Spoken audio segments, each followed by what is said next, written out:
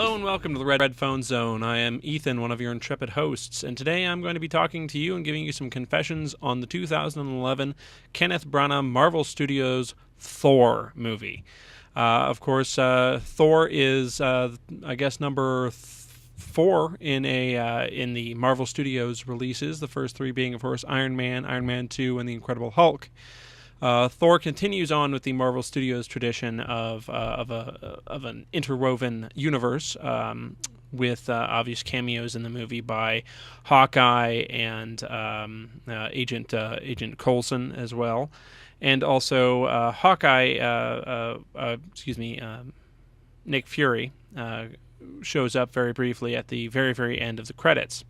Anyway, Thor is directed by Kenneth Branagh, which we've talked about before on the show is kind of an oddball choice for a movie like this. But I'll get into that here in a second. The movie stars Chris Hemsworth and Tom Hiddleston, but also has Natalie Portman in it. Natalie Portman is in the movie. People kind of making a big deal out of it. She's not in it that much, I don't think, and she doesn't have a huge impact on the movie. She's just sort of there. I think she's doing the movie for a paycheck. But anyway, big key points I want to go into before I start getting to the meat of the movie is that it is based on a story by from the run of J. Michael Straczynski and Mark Protasiewicz, who also wrote the story for the film. Now, the screenplay was written by 3 other people, and also then you have the comic book creators, Stan Lee, Larry Lieber, and Jack Kirby. First of all, I'm going to say I liked it. I thought it was a really good character movie. It's not nearly as action-packed as, say, Iron Man was, or even to an extent Iron Man 2.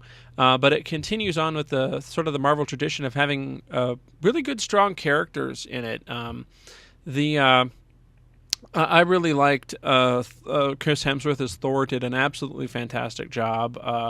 The dude is completely bulked up beyond belief. Looks great. The costume, and Aaron and I talked about this, but the costume in pictures we were kind of iffy about, but in the movie itself, when you're seeing it in action and when it's running around, it looks great. The chest piece sort of looked kind of weird in the pictures you saw of it, but in the movie it actually works fine. Really, all of the costumes are great of all the Asgardians and anything like that. I mean, you have such a great Asgardian cast in there with Odin, played by Sir Anthony Hopkins, and Rene Russo playing Frigga, who isn't in it that much and doesn't have a huge impact, but she is there. I'm curious to see really what was cut out of the movie, because it seems like there was, knowing Kenneth Branagh, the movie probably clocked in fairly long. As it is, I think the movie's just over 2 hours long, maybe 2 hours and 20 minutes or something like that. And you could tell that there's a couple action beats that they miss. You know, there's a couple points where some of the story points felt kind of forced, but the movie had its problems. It's not as good a movie as the first Iron Man was. His first Iron Man movie was just a phenomenal movie. This one isn't up there with that, but it is on par with Incredible Hulk and with Iron Man 2.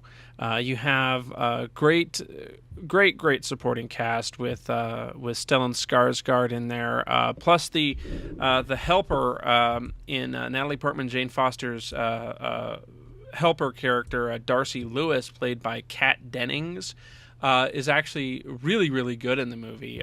She has some of the best one-liners. She's a fun character. I'm interested to see what she does next, and I hope she shows up again in subsequent movies. The movie has a lot of great humor to it. There are they sort of push, once Thor gets on Earth, they push a lot of I'm the big macho Thor guy, and then he gets his butt handed to him by technology, or by getting tased or getting drugged, that sort of thing. Good movie though. Shield does show up in the movie, although I think Marvel needs to be kind of careful with how they use S.H.I.E.L.D. They're sort of going for this secret government agency that can do anything it wants to. They come in, they take all of Jane Foster's research material, notes, and all that stuff.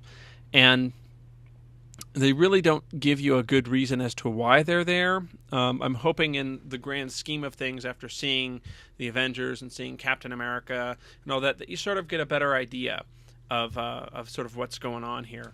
I really liked the tag ending at the end of this. As you know, in most of the Marvel movies, there's a little tag at the very end of the credits.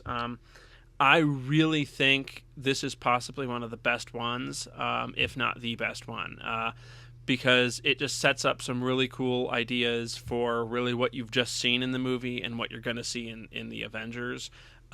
It's totally a great comic book moment where you get to see Nick Fury and you get to see some really cool stuff. I don't want to give it away, but it's a lot of fun. It's really cool. Definitely go check it out, guys. Movie made $66 million on its opening weekend. I'm hoping that it's going to stay strong. It's a good movie, good character piece. And on a personal note, I think the Stan Lee cameo in this movie is quite possibly one of the best Stan Lee cameos ever. It's just hysterical. I mentioned J. Michael Straczynski. He does also make a cameo in the movie. He's actually the first guy to try to pick up the hammer. J. Michael Straczynski, of course, very near and dear to me. He's the guy who did Babylon 5, and is also the guy who wrote possibly some of the best Amazing Spider-Man comics back before the whole Brand New Day, One More Day, whatever crap that was. Ultimately, I'd like to say I was not disappointed in Thor. Don't go expecting a knockdown, drag-out action film. It actually does have some good character. It feels like a Marvel comic book when you're watching it. I enjoyed the heck out of it, so go see it.